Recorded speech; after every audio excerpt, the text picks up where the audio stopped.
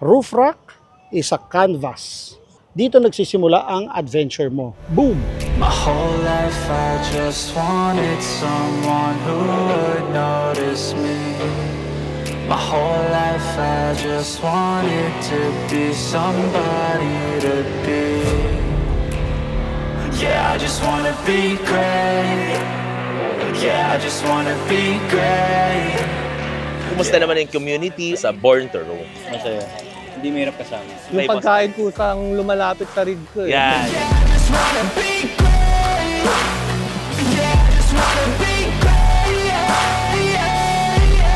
Alam ko, ito ang lifestyle mo. Yan. Kaya mo pinapanood ko.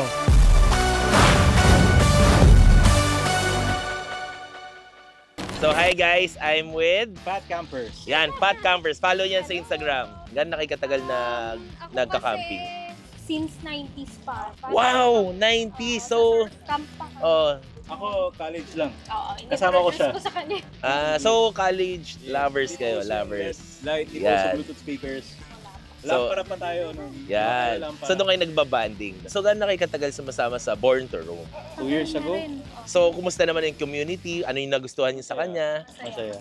Hindi mahirap kasama. Yan, hindi namimili. Saka marunong mag-adjust. Yan ang importante. Di Saka ba? feel good lang lahat. Feel good Good lang lahat. vibes. Tama. Yan. Parang si Feel Good, ano lang yun Feel Good TV. Yan. So ano tong ano mo boss, tong rig mo ngayon? Kabubuo mo lang to? Actually, ano yan eh. Wedding car. Wedding car. Wedding car. So ano talagang 4x4 talaga, no? Kasi pangarap talaga namin. So recently lang yon, recently. 22. So grabe guys, iba yung dinakdakan dito. Sa sobrang sarap, nakalimutan ko na mag-video.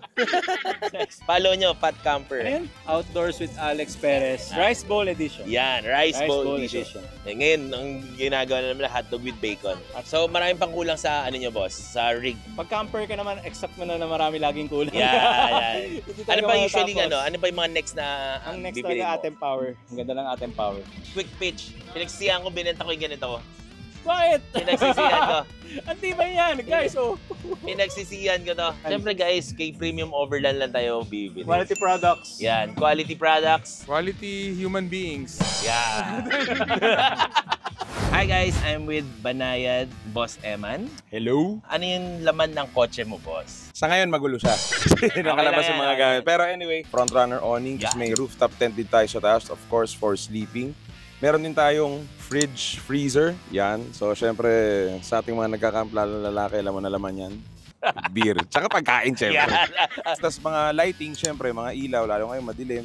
So, para secure din yung lugar, meron tayong dalawang klase na tank system from front runner yan. Ito yung kaliwa natin, panligo yan. Yung maliit na to, ito drinking water natin yan. Tapos yung lamesa dito sa ilalim. Yan, syempre, lahat yan nakakabit sa roof rack natin. Meron tayong shower cube na pwede rin gawing changing room. Kaya doon ako yung tubig namin pang basic na ligo-ligo. Tulugan sa taas. Napaka-importante guys, yung wifi nila. Nakikiconnect ako sa kanila. Yes. Hindi, sa atin naman kasi, ando na yung mundo natin eh. So, syempre, pang check-check lang. Although, I would really recommend for you to disconnect pag nakakamp kayo. Yes, pero sometimes, kung tatakas ka sa work, kailangan stay connected ka pa rin. At more importantly, syempre sa family mo, dapat Yan. medyo nag-update tayo. Yun. So, Thank you, Boss Mark. Thank you. Thank you. Follow Thank nyo you. guys. Banayad sa Facebook Instagram. and YouTube guys. And TikTok, pero di ako sumasayaw. Wow, yun. Mga nagaganon daw eh. Oh, nandyan pala kayo. Yan. Tama-tama, makikita nyo, bulok yung kamatis na hinihiwa ko. This is Outdoors with Alex Perez, and as you can see, I'm the one who prepares the food for Born to Roam. I'm no chef, but I cook well. Kailangan mo sumama sa Born to Roam para maniwala ka na masarap ako magluto. This is my kitchen, nothing fancy, but my burner is fancy because this is a Camp Chef double burner, high BTU that I use for cooking. Pwede tayo mag-walk dyan. Pa! These are tables of front runner. This 270 gives us shade, 15 square meters of shade. Siyempre, since mahilig tayo magluto, ang gamit natin, 75-liter refrigerator freezer. Yan. Galing sa Tow & Stow. At saka 200 AH Life Po4 battery galing sa Newton Power. YHI, thank you very much. Ayan. Tapos syempre, Ang gamit natin is, this is the Atem Power All-in-One control box. It's a 12-volt DC-DC na meron siyang AC. And syempre, gumagamit tayo ng Starlink. Yan, importante yan pag camping. To stay connected. Ewan ko kung makikita mo, pero 2 days of Starlink, may refrigerator, and yung mga charge ng mga bata, meron pa tayong 88% power dito sa 200 AH natin. Rig natin is a Hilux Revo 2018 model, fitted out with front runner roof rack, na nakakabit sa Smart Cap. Smart Cap is one of the world's leading canopy makers from South Africa. Siyempre, with all of this weight and all of the things that we put, yung suspension natin medyo magulo. Pero yung magulo na yon kasi it gives me the perfect ride that I want. Okay? So, ang ginagamit natin, front shock is a nitrogen charger from OME. My spring is Tough Dog in front, full load, 200 kilos. Tapos, ang likod natin, naka-OME tayo na 400 kilos, constant weight. Constant means kung ano yung mga nasakay na hindi tinatanggal. Kaya pag nagsisetup kayo, always know the suspension, what you're going to put. So, it's a hybrid. Siyempre ako hybrid kasi lahat yan kaibigan ko para walang tampuhan. And then siyempre, ang shocks ko sa likod, TJM XGS Rugged. Yan. Yun yung pinakabagong labas nilang suspension. In the engine, nagpa-BP remap lang tayo. Gulong natin, syempre. Alam mo, lahat ng mga travel natin, nothing gives me more confidence than General Tires. Yung tires na gusto mong ikabit, kailangan mo rin i-research. Para sa akin, this is my opinion. I don't know with yours. But General has the 3-ply Duragen in the carcass of its tire and gives me good grip, stability sa buhangin, sa semento, sa batuhan, sa putek. General Tire paired with Method wheels na bead grip. 4 PSI, deflate mo. Pag natanggal, kausapin natin si Boss Sam. So far ako sa 4 PSI, hindi siya natanggal. Paired with the General Tires, sobrang solid. Punta natin ilaw natin when we travel to places in the Philippines. Minsan inaabot tayo ng gabi. So, syempre, binibigyan tayo ng illumination ng PIAA. Okay? Pero hindi yon ang pagbigkas nun. Tandaan nyo, it's called PIA, not PIA. Okay? So, fog lights, and then we have the side shooters that gives illumination on the side. And then, syempre, since marami na nakakabit sa kotse ko, bumper, very important. The Rival brand is a European brand, okay? And it's aluminum, almost 50% lighter than your steel bumper. My car is not that heavy anymore. And then, syempre, fuel efficiency. I have more power sa pag-arangkada ko, ganyan. And it gives the same or even tougher protection in my front and rear bumper.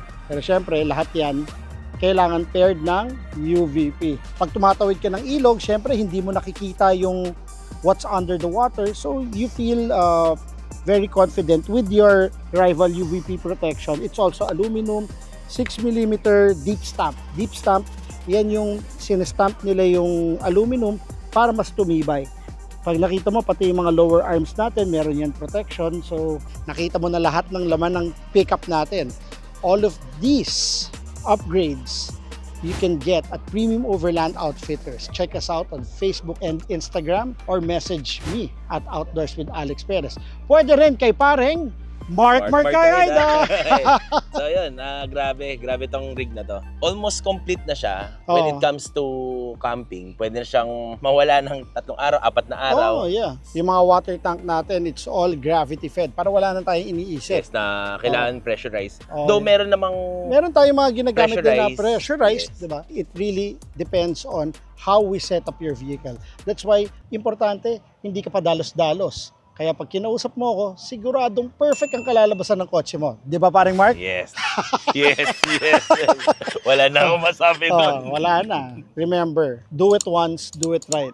Yan ang sinasabi ni Outdoors with Alex Perez. Huwag kang magmadali. Hindi importante sa atin yung pera mo. Importante na sa atin is yung pag-ayos ng kotse, ang kasiyahan mo. Actually, kanina pinag-uusapan nga yung gamit, pag binili mo, alam mong mahal kasi hindi mo siya nagagamit. Like me, nung hindi na ako masyado nagka-camping, ganyan, sabi ko magastos, mahal. That's why binenta ko siya. Pero right now, parang since bumabalik ka, sumasama ka sa mga camping na ganito, parang mali pala na binenta ko. Dapat pala hindi. Kasi pag hindi naman kailangan ibenta, tago mo lang. Kasi since na-testing mo na yan, yes, umandar na yung buhay, nakakagawa ka ng mga ibang bagay, pero tandaan mo, may mga kaibigan ka pa rin na ito ang lifestyle at deep inside, alam ko, ito ang lifestyle mo. Kaya mo pinapanood to. Kaya mo naman pinapanood si Mark kasi gusto mo na naman malaman kung ano naman kinabit niya, di ba? Di gusto mo rin, di ba? There's no shame, you can come with us. We have a group, it's called Born to Roam. You can come with us kahit naka-ground tent ka lang, naka 4x2 ka, sumama ka lang sa amin. At gradually tayo mag-set up ng kotse. Hindi mo kailangan biglaan. Actually, nagulat nga ako, boss. Nag-interview kami ng mga tao. Ang sabi nila, paano ka nakasali dito? Tapos parang pumunta lang daw sa shop, na-invite sila, na-testing nila yung gamit, nagamit nila. Nakita nila sa iba. Nakita nila kung ano yung essence ng ano talaga. Ayun yun na nakakreate na community. So basta tandaan mo, ang sinasabi ni Alex, roof rack is a canvas. Ito ang canvas sa kotse mo. Dito nagsisimula ang adventure mo. Boom! Pare, maraming salamat. Thank you. Magluluto na uli ako. Ginulo niyo ako. Let's go. Hi guys, I'm Mark Marcaida and I'm with Chi. Yan, Boss Chi. Feel Good TV. Gaano ka nakatagal na nag-overland or camping? Siguro 3 years. Ngayon ka lang na-hook up with Born to Roam o matagal ka na kasama dito? Ang first time ko sila makasama ngayon. Ngayon? Oo, ngayon. So, kumusta naman yung first time mo with them? Masaya, busog. Ayan, Hindi ako nagutom dito. Dami pagkain. Oo. Lalo yung may Boss pagkain Alex. kusang lumalapit sa rig ko. Yan. Ano yung mga nakakabit sa kotse mo? Ito talagang gusto mo? Sa ngayon, ito. Ayan. May mga gusto pa akong idagdag pero sa mga susunod na ano na siguro. Pero at least enjoyin mo muna. Mahirap kasi yung pakabit ako ng pakabit, then eventually hindi ko naman pala kailangan. Hindi mo nagagamit. O hindi ko kailangan gamitin. Papatanggal ko, papalit ako ng bago. Kasi nanggaling na ako doon. Oo, tama. Ito nakakabit ngayon is Piak from Thailand. Paikot siya kasama tong side rail, rock slider, tsaka yung rear bumper ko. Yan. So, puro Piak siya, paikot. Then sa roof rack naman, front runner, naka-mount dyan tong rigid kong ilaw, tsaka yung front runner ko na tubig din, water tank. Mukhang malaki tong ano mo tong kasi RTT. Pag nag-camp kami, kasama ko lagi yung wife ko tsaka yung anak ko. So, tatlo kayo? Tatlo kami palagi dito. Kasya naman? Kasya naman kami, kasyang. Yun na importante. Subuko na siya sa ulan, sa bagyo. Actually, nakapag-camp na kami sa Tabeyo nang bumabagyo. Subuko na siya sa hangin sa ulan. Itong RTT ko, naka-mount siya sa front runner naman na load bar. Yan. Pinag-iisipan ko kung maglalagay ako ng canopy pa para meron akong drawer or magpapalit ako para at least dagdag ng may kuryente ka, ganyan. Or magpapalit na ako ng SUV para talagang actually, for me, pick up pa rin Kunyari, may mga madudumi kang pwede mo lagay sa likod. Unlike yung SUV, medyo mangangamoy sa'yo. Kailangan mong magselan ng konti. Tama. So, boss, thank you Thank you po. Thank you. Follow and subscribe sa YouTube, Facebook, and TikTok, Feel Good TV. Then sa Instagram naman, Cheesy Pagat. Boss, thank you. So guys, I'm with Parker Choi. And i-regrade natin yung kotse niya. Debira lang. Na-review na yan actually. Interview natin kunwari yung lasing. So guys, I'm with Boss Philip. Okay ka lang, boss? Okay Pwede ba naman. ito interviewin? Pwede. Dito tayo ngayon sa kasiguran. Ito, sa likod mo si Boss Parker. I-interviewin ka lang, boss. Kamusta naman? Okay naman. Good. Nagising. Good shit ba? Good shit. Puro yan. Cut!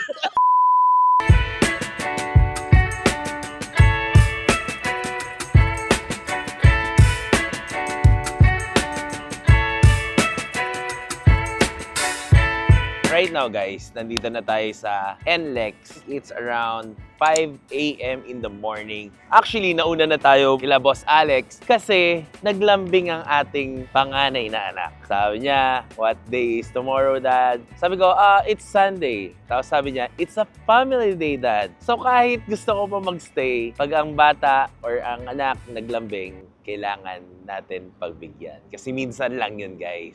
So, yung camp, pwede naman balikan. Kasama sila. Actually, nag-enjoy naman na with 2 days. Born to Roam is, it's a nice group. It's very, very fun. Sobrang welcoming. This year, parang nakadalawang sama pa lang ako. Hopefully, sa mga susunod na nila, open pa rin ang schedule natin. Happy naman. So, it's a 10 out of 10, guys. Kasiguran is, for me, super layo. Happy naman ako kasi ako naman, basta higa, drone, iba yung nature talaga eh. Iba yung bago sa mata mo. It's a yes. Dodge Rebel, guys. It's a 5.7 liter V8. I think it's an 8-speed automatic. Naka-lift siya. Tapos naka-custom, custom mags na RRF. So naka-front runner siya na roof rack. Even the back, yung parang load, with the roam backs. 2 roam backs. All lights niya, it's a Baja design. Then naka-rock light sa ilalim. 2 S2 yung fog light. Naka-ATM power to. So yan as you can see, meron siyang pump.